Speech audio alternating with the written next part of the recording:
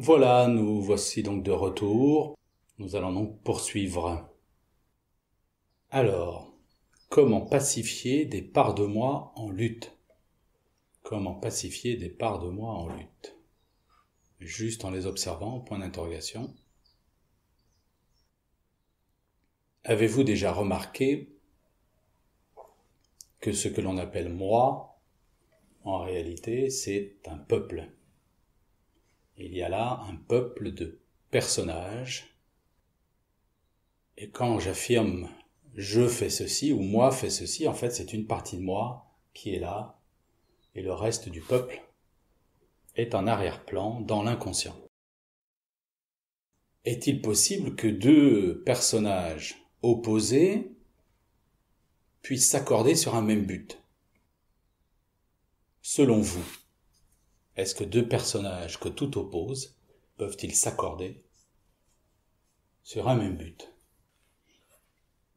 Avez-vous déjà analysé, pris le temps de réfléchir pour voir qu'est-ce qui fait que dans certaines circonstances, j'agis d'une certaine manière et que, quelques minutes, quelques heures, quelques jours plus tard, je me dis mais j'aurais pas dû agir comme cela. Cela ne me ressemble pas. Avez-vous déjà observé, analysé, réfléchi à cela? Avez-vous déjà vu ce jeu de la corde où il y a deux équipes et l'une tire d'un côté et l'une tire de l'autre? Est-ce qu'il peut y avoir deux gagnants? Ou comment faire pour qu'il n'y ait pas de perdants? Si une équipe tire d'un côté, il va falloir que l'autre cède. Les opposés sont-ils réconciliables? Voilà la question. Deux personnages que tout oppose peuvent-ils trouver un terrain d'entente? Et si oui, quel peut être ce terrain d'entente? Si vous observez, si vous analysez, si vous réfléchissez, vous allez pouvoir découvrir qu'en fait, il y a une parfaite étanchéité entre ces différents personnages.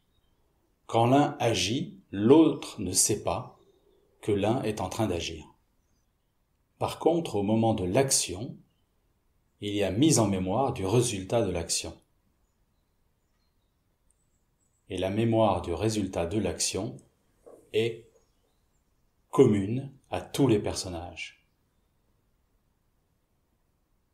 Ça veut dire que quand un personnage agit, le résultat de son action va dans le disque dur que l'on appelle la mémoire, et cette mémoire n'est pas identifiée comme étant le résultat de l'action d'un personnage donné, mais le résultat de l'action, point.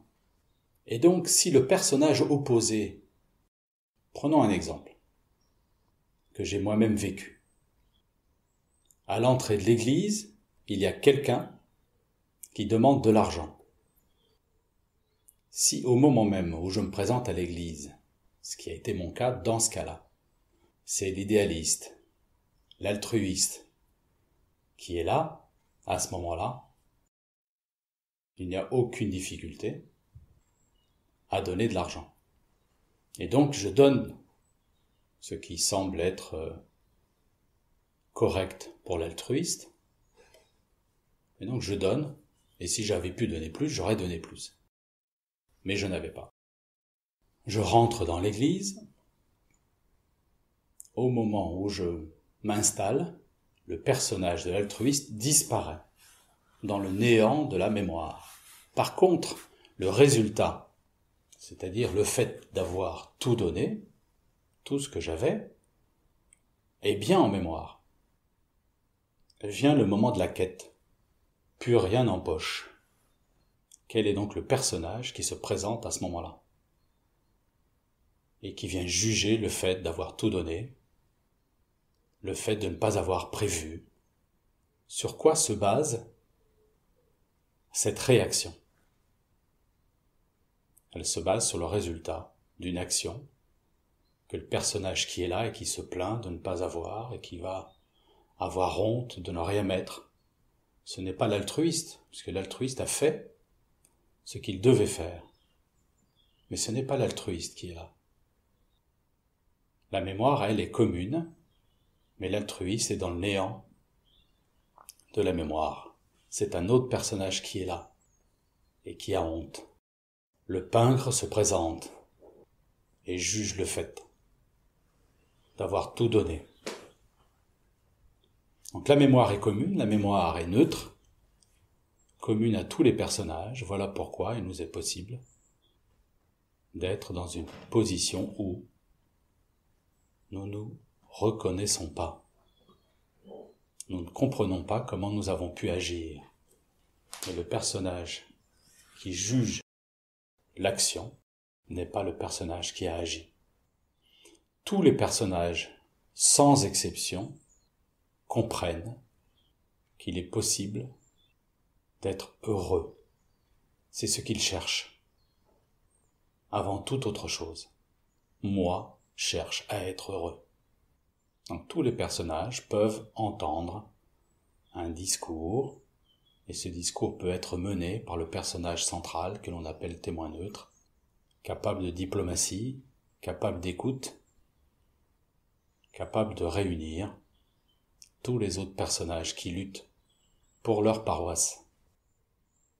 Tous veulent, sans exception, être heureux et tranquilles. Observez cette lutte. Examinez, explorez, réfléchissez, analysez ce mode de fonctionnement en vous, ce peuple intérieur qui lutte, et vous saurez quoi faire.